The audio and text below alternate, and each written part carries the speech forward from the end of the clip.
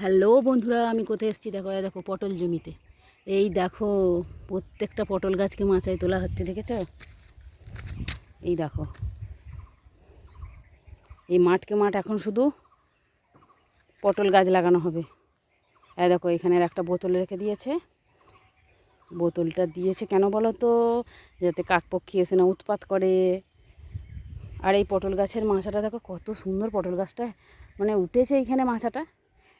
গরমকালে তো এবার পটল চারিদিকে শুধু, আর তো কিছু সবজি মানে যত না পাওয়া যাবে পটলটাই বেশি পাওয়া যাবে, তো সেই জন্য এখন পটল চাষে এখানে মন দিয়েছে বেশি করে।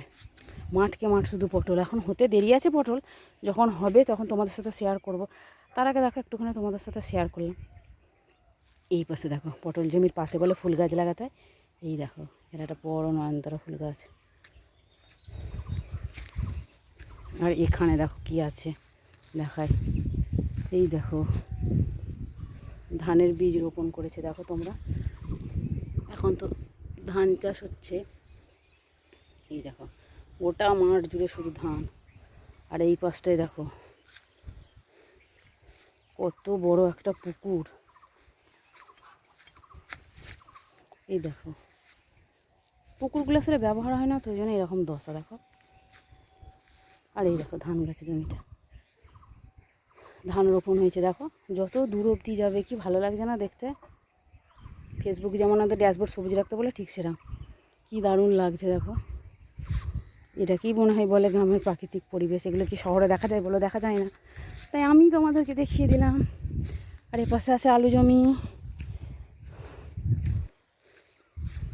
আর ওই দিকটায় আছে শশা জমি। শশা জমিটা তো তোমাদের সাথে শেয়ার করেছি আগের দিন। আর ওই দূরে আছে এক গাদা কলা গাছে দেখো। তো ভিডিওটা যদি তোমাদের ভালো লাগে তো প্লিজ তোমরা লাইক কমেন্ট ও শেয়ার করো, আর পাশে থেকো আমার, আমি যেন আরও এগিয়ে যেতে পারি। এই দেখো শশা জমির কাছে চলে এলাম। এই দেখো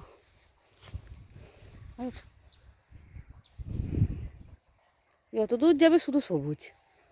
চলো আজকের মতো আসলাম, টাটা বাই।